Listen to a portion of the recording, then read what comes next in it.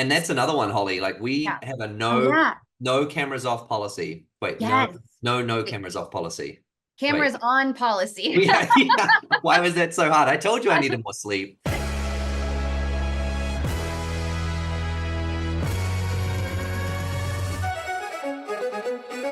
Welcome to the LeadrPulse Podcast, the podcast with actionable insights for leaders revolutionizing the world of work.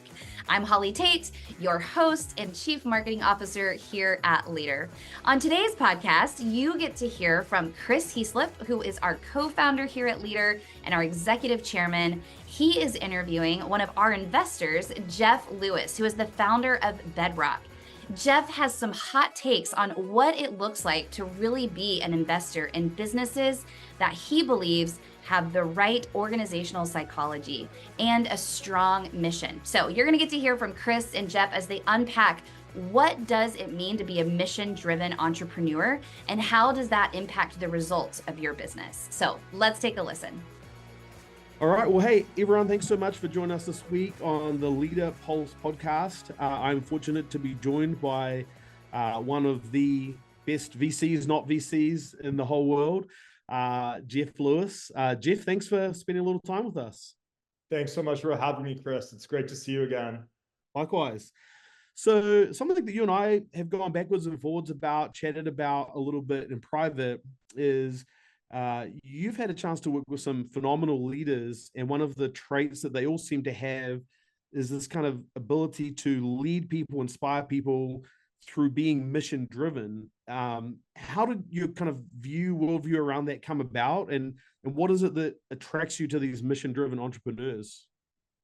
Sure. Well, being a mission driven entrepreneur yourself, Chris, I think I think that we probably share a view that it's so difficult in the world to get a group of folks aligned, moving in the same direction, working cohesively, harmoniously together on anything, that I think for a new company, which what we do at Bedrock is we focus on new companies, technology companies in their very earliest days. We are trying to do something de novo, something that hasn't necessarily been done before, and to actually catalyze the sort of critical mass of talented folks that you need to catalyze. I think that your best shot is to have a really authentic mission, something you're really trying to achieve in the world, that you believe as an entrepreneur and your sort of first few folks around you working with you believe really will make the world better.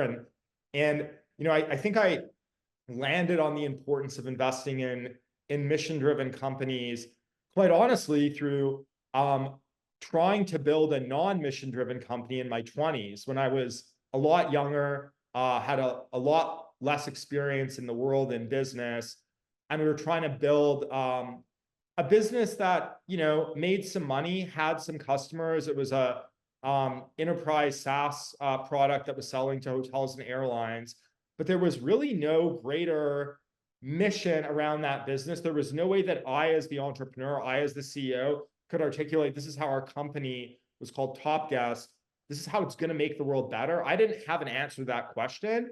And it was a slog. It was a real struggle. And building these companies is so hard, regardless of whether or not you have a mission.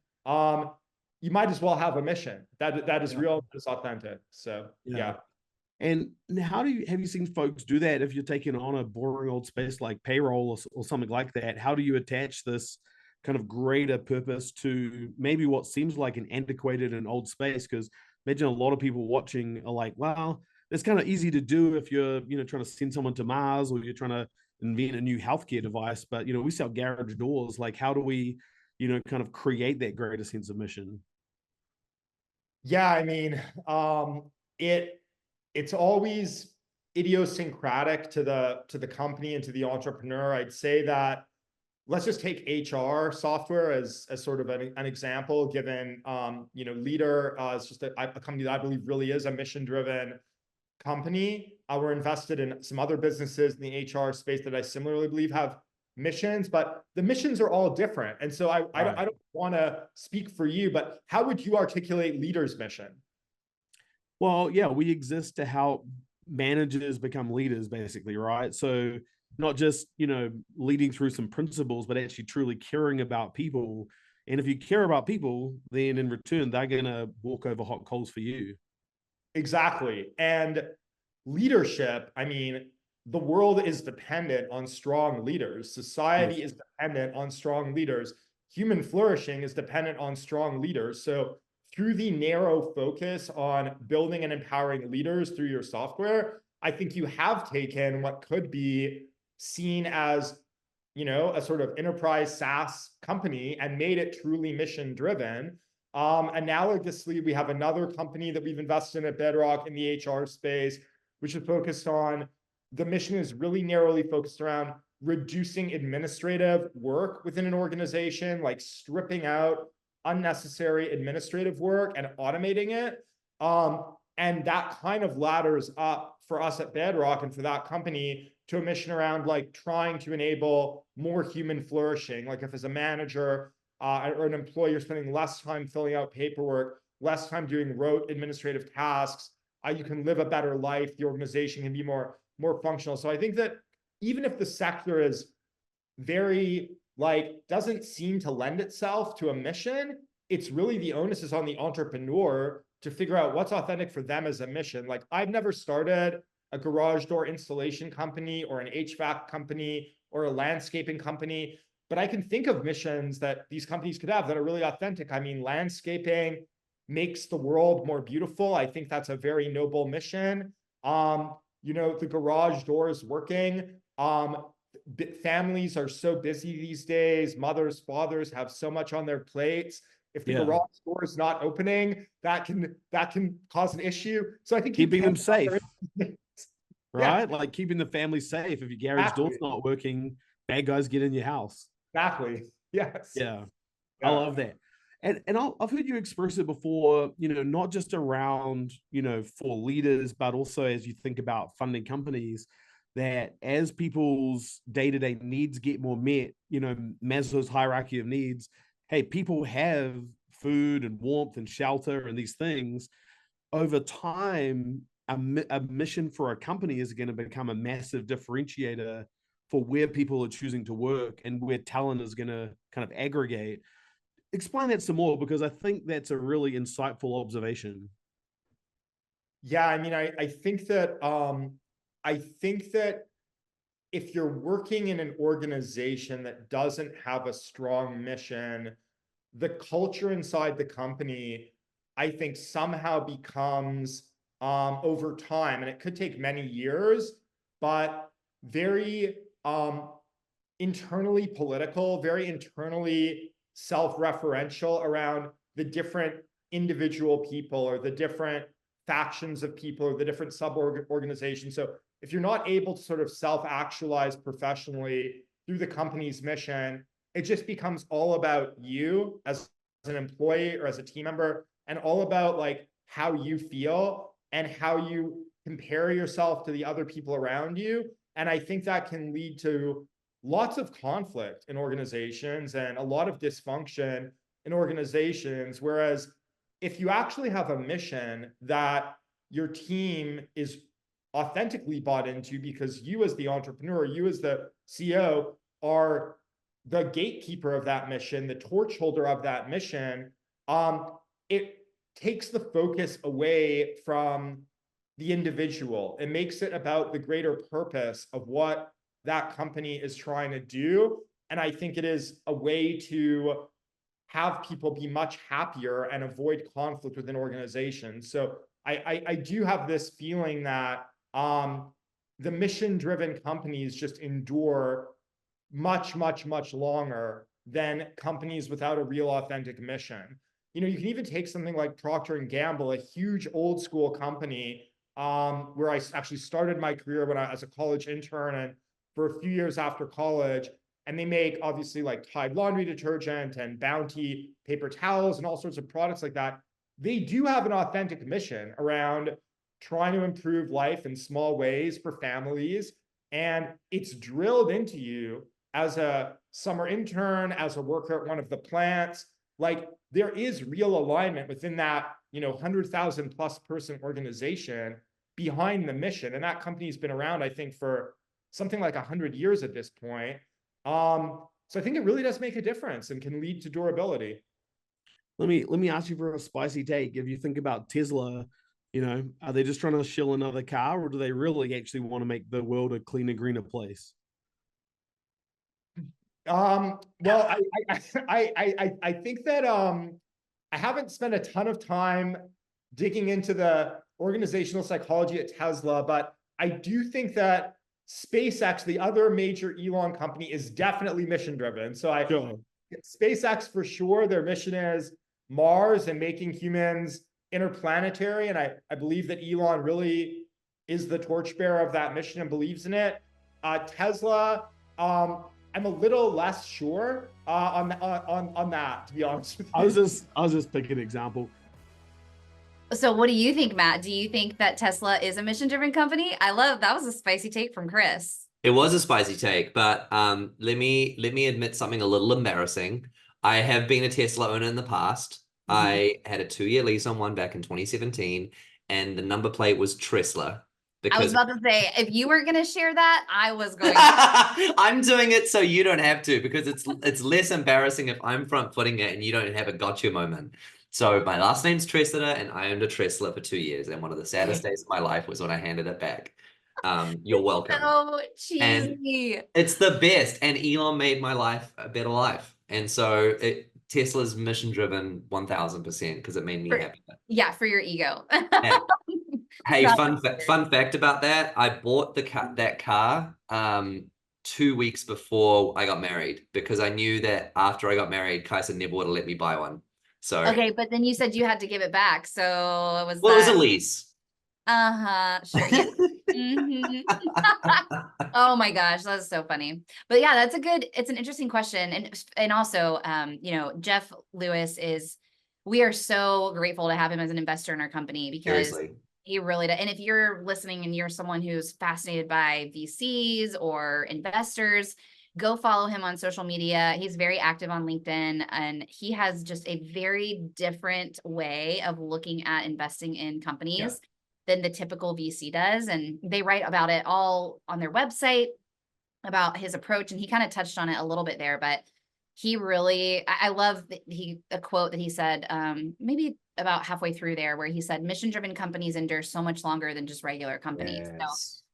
So I love this topic, Mike, because I want to hear from you. I mean, you could go do any job. Like you could be a, CEO of another company, or a VP of sales at, some massive proven company, probably getting massive bonuses and working 9 to 5. So, but instead you've chosen to be the CEO of a startup of a people development software that doesn't exist. And we're carving a new way of doing things, and you work a lot of hours. So, why have you chosen mission over, I guess we could call it ease or stability? Like, I would love to hear that from you.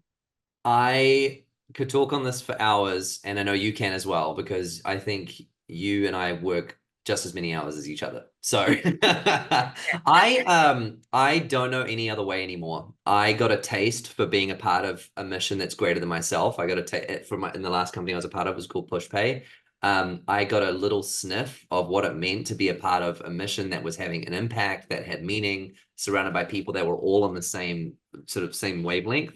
And I remember being in those moments thinking I could never go back to working at, I was working at doing small loans and lending at a bank. I worked in a retail store before that, and not to demonize those jobs by any means whatsoever. I'm just saying, for me, I have to know that what I'm doing when I'm getting up every day and when I put my head on the pillow at night, that it's going to leave a mark. And it's just, I've learned that about myself over the last years. Like through my 20s, I learned that I'm a very mission-driven individual. And I learned that I can carry a pretty big burden when I know that the outcome of what I'm doing is more than just a paycheck. And I've had the big paychecks, and I've earned the money that maybe other people would say, if only I could get that, then I would be happy. I've done that, and it didn't check the box for me, at least not in the long term. And so I just kind of vowed that the way that I wanted to spend the rest of my life was going to be doing something that had deep meaning attached to it. And then I think you can also find missions within the missions. Like I want to talk about how one of my missions that I have at Leadr is to be healthier at the end of this journey than I was when I started. That's a mission too.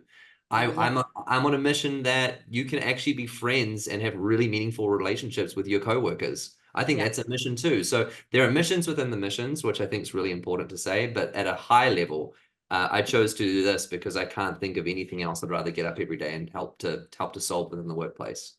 One thing you said there that stuck out to me was that I can carry a large burden when I know that what I'm doing every day has a greater purpose. And I'm not sure if you said it in those exact words, but that is such a good perspective, because I think without that perspective, I mean, so many people, first of all, we're really lucky. I feel very lucky to work at a company where I feel like, even if it's a small dent, even though I think we're making a massive dent, but in the fact that the world needs better leaders, the fact that I get to wake up every day and do that, even when it's hard, even when people say, no, developing your people can't possibly drive business results, or, oh, I don't want to change the way that I do one-on-one meetings, or, you know, whatever the thing is, it's worth it because the world needs better leaders. And so I feel lucky that I get to do that every day for a company that has a really important mission. But then to your point as well, even if you're at an organization where you feel like there isn't really an overall mission, you can create that for yourself and your team within your department or the people that you have influence on by finding your own why or your own mission. It's a great point. So I'll share a story about how this all sort of coincided for me. So after my last gig, I took 6 months off just to get healthy for a minute. I needed a break. And so Kais and I, my wife and I, traveled for a little bit, went home, did some studies and whatnot. And then I was really tossing up, okay, what's the next thing? Because I want to throw, I'm getting the itch. I was getting bored. I'm like, I want to throw myself into something else. And I called one of my mentors, who's now one of our board members, Peter Wooster. And I was just asking him, like, what should I do? Like, what role should I do? What company? What industry? Where should I go? And he was like, well, obviously you've got sales in you, you've got leadership in you, you've got technology. So like something in there probably makes sense. And then I was like, well, I've got a phone call with Chris next week. So maybe I should talk to him. And he goes, whoa. Chris Heaslip? I'm like, yeah. He goes, Matt, you should think more about who you're going to do this with than what you're going to do. And he said, if my Chris called me up today and said, hey, do you want to do it again? I wouldn't even ask him what it was. I'd just say yes. And the coolest part about that is to Peter, to a testament to Peter's character, he joined our board without even seeing our product because he just wanted to be a part of the mission. Now, the coolest part and why I said the stories, the worlds kind of coincide, is when I jumped on the phone with Chris and he said to me, what's the thing you're most passionate about? And I said, developing leaders. And he said, well, I've got a company called Leadr, true story. And I've gone and bought the domain name Leadr.com. I'm like, okay, worlds colliding. Now it's like the best of both worlds. But I was willing to jump on the bandwagon with Chris because I think so much of mission is associated with the people that you surround yourself with. And so to me, I think it doesn't have to be both all the time, but certainly it's the people and the product or the why that you're doing that matters. Well, and Geoff alludes to that at the beginning of the conversation with Chris, because he said something around like, it's hard enough to keep any group of people on the same page, like much less a company or a team. And then, and his point was your mission is what ties you together. And so what's so cool about that is like, not only were you were already ready to say yes because of who was involved, but then the mission is the connective tissue that holds everyone together. So Chris and Geoff didn't go into the weeds on this, but I think they kind of set up the conversation for us to talk about this unique position that we're in the world around remote and hybrid teams. So, you know, how Geoff said, you know, it's hard enough to get everybody on the same page. And that is so true because humans are dynamic and difficult. And it's hard enough when you're in an office together. But now that we've introduced remote working, and like we here at Leadr are truly hybrid, we've got, I don't know, half our team is in Dallas, and then the rest of us are spread out all over the country across 4 different time zones. So how have you thought about, as the CEO, driving mission as our connective tissue in a company where we are spread out all over the place? it ain't easy, right? So I think let's start there. I've heard it said it's much more convenient and it's much more efficient to have everybody co-located. But that doesn't mean it's the right thing, and it doesn't mean it's the effective thing. So efficiency versus effectiveness, and the right thing versus the easy thing. So the approach that I've landed on, and it's not like we've got this right, just for the record, we're still figuring it out like everybody else. But my philosophy around this is I would rather have the right person remote than have the wrong person in office. And so we're always going to hire the right person no matter where they live. Time zones become a real pain in the butt. So at the moment, we're all stateside because we've worked with offshore teams before. And even if they are the right people, the time zone just makes communication alignment super, super hard. So I'll have a little caveat there. So that being said, we fought really hard to not create like an us and them complex with our remote team and our in-office team, because both have huge advantages. Remote team get flexibility, in-office team get the community, right? And so, and everybody wants both. The remote team, when they want it, they want to feel connected. And the in-office team, they want to have flexibility when they want it. And so you're either in like a lose-lose situation or a win-win situation, depending on your perspective. So the reason why I say it can be a win-win is literally just this week, I had 3 people fly in from out of town to help interview a candidate that we're looking at. And so I had someone from Houston fly in, someone from Charlotte fly in, and someone from Kansas City fly in. All work on different teams that came in to collectively help interview this candidate, as well as a few other things.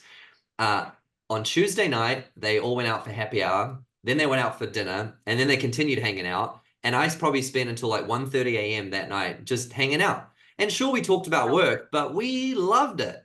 And apart from the fact that I didn't sleep that night, and it's probably ruined my entire week in terms of just like having no energy, because I've also got a newborn. Yeah, I was about to say, and you have a newborn. It was so much fun. And so it wasn't a chore. I didn't have to go. I think I invited myself even, which is a perk of being a CEO. Yes. But we legitimately enjoyed each other's company. And so I think that there is a mission in that as well, in that people flying in from out of town, they don't have to go sit in their hotel room by themselves after work. Like we've cultivated, even with remote people, such a sense of community that transcends like the work that we're doing 9 till 5. Holly, you're in Houston. We probably see each other face to face monthly, maybe? Yeah. Monthly-ish. I would love to hear from you as someone that's probably been the longest standing remote employee. Like, how do you feel connected or disconnected to mission and then people?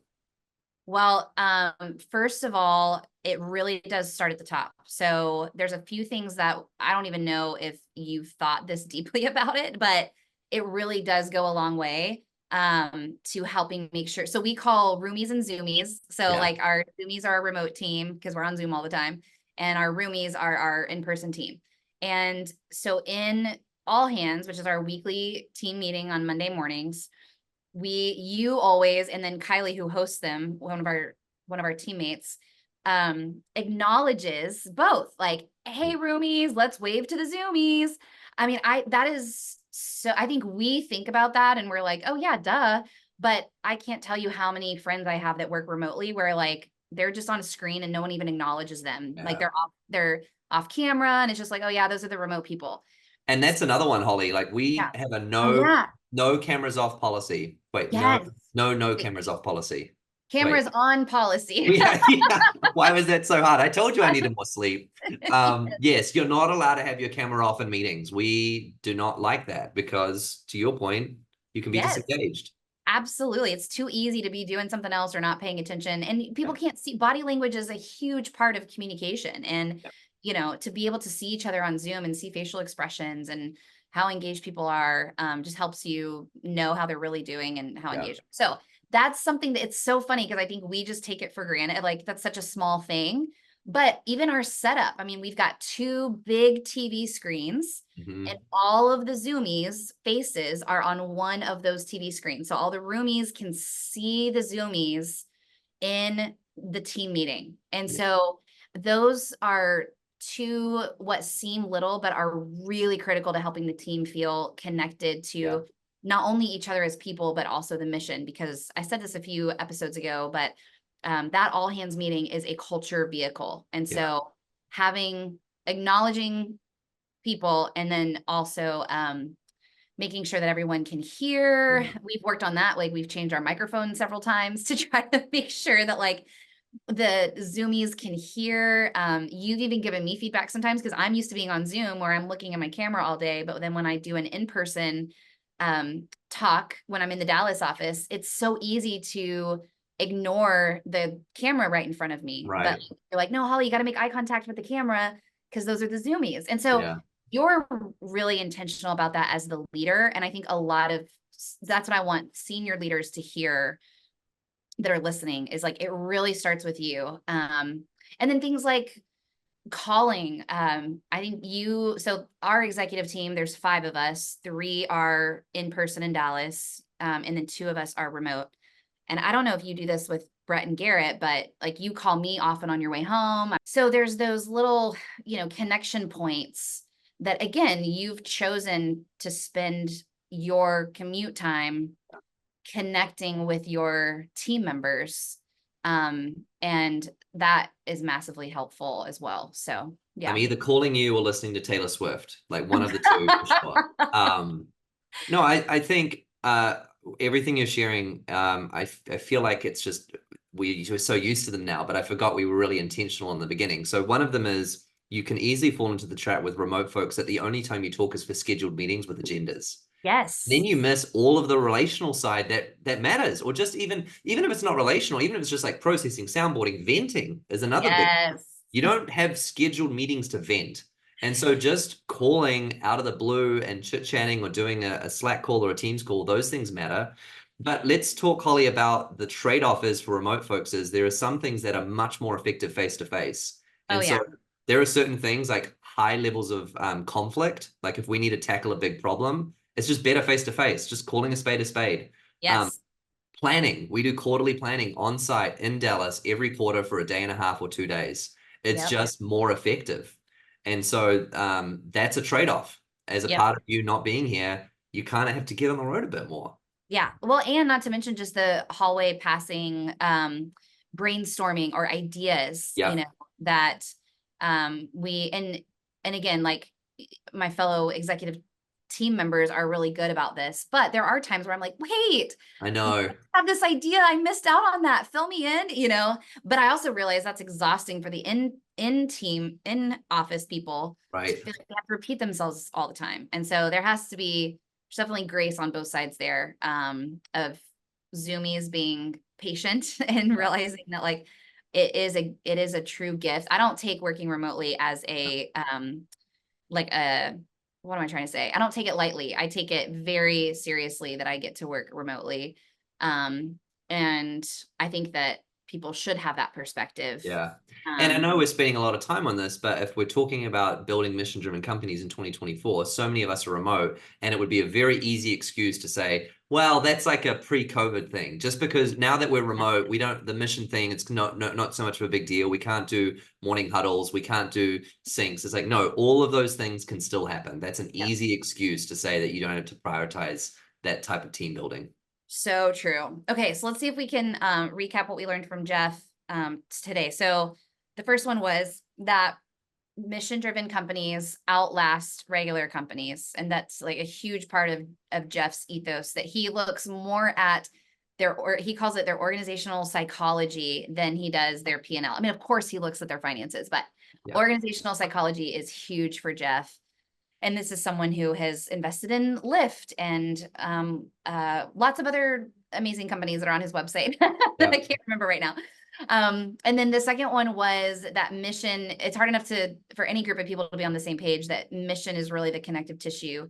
And so then we talked about, from a remote perspective or a hybrid perspective, what does that practically look like? It's being intentional with your all hands meetings, being intentional as a senior leader to connect with your remote team.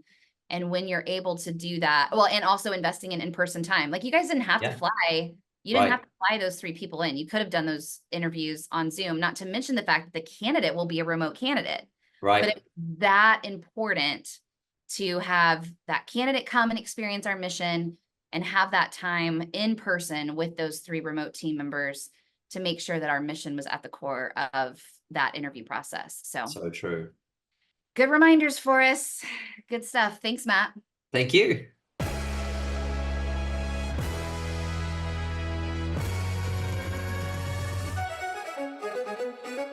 Thanks for listening to today's episode of the LeadrPulse Podcast. We'd love to hear from you. What actionable insights are you taking away from today's conversation? You can email us at hello@leadr.com. That's hello@leadr.com. You can also pick up Matt and Chris's book, Management is Dead, where we go deeper into these concepts of what does it look like for people to not be managed, but instead led and developed? Because we believe that people development is what drives performance. So check out our website at leadr.com, that's leadr.com, where you can subscribe to LeadrPulse, our weekly email update where you can hear all about our podcast and all that we're up to here at Leadr. We'll see you next time.